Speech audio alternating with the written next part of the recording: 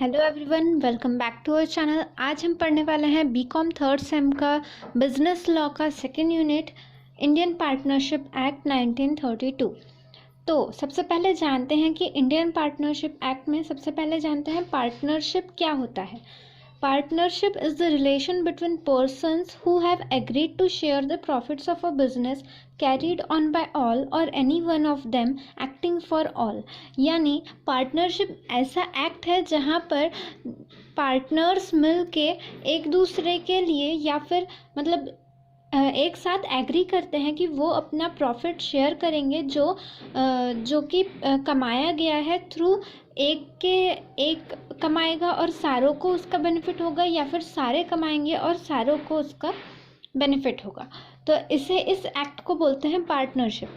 Partnership में जितने भी पार्टनर्स इन्वॉल्व होते हैं उन्हें पार्टनर्स बोला जाता है। मतलब जितने भी लोग उसमें इन्वॉल्व हैं वो पार्टनर्स कहलाते हैं, और वो पार्टनर्स को हम कलेक्टिवली फर्म बोलते हैं। मतलब वो पार्टनर्स का जो एक ग्रुप है उन्हें हम फर्म बोलते हैं, तो इसीलिए इसे पार्टनरशिप फर्म कहा जाता है।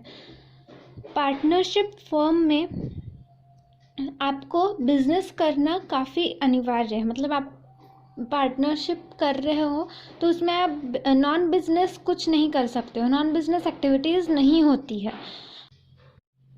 Registration of partnership firm according to Indian partnership act 1932, partnership को रजिस्ट्रेशन करना इम्पॉर्टेंट नहीं है, आई मीन कंपलसरी नहीं है।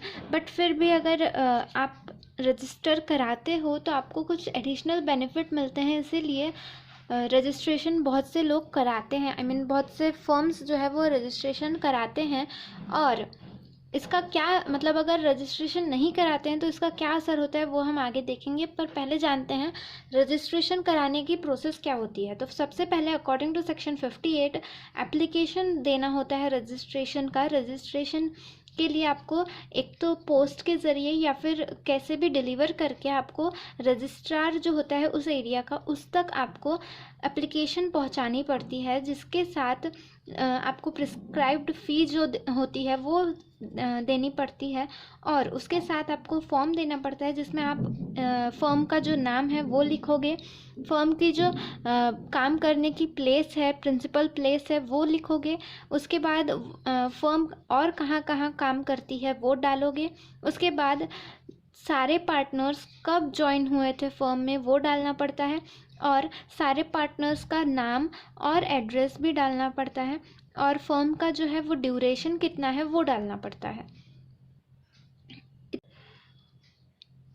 ये सब करने के बाद एक बात ध्यान में रखनी रहती है कि जो फर्म का जो नेम है उसमें कोई भी ऐसे शब्द नहीं आने चाहिए जो पहले से मना किए गए हैं लॉ ने, जैसे कि emperor, empress, royal, queen, king, ये सारे शब्द जो है वो फर्म के नेम में इंक्लूडेड नहीं होने चाहिए।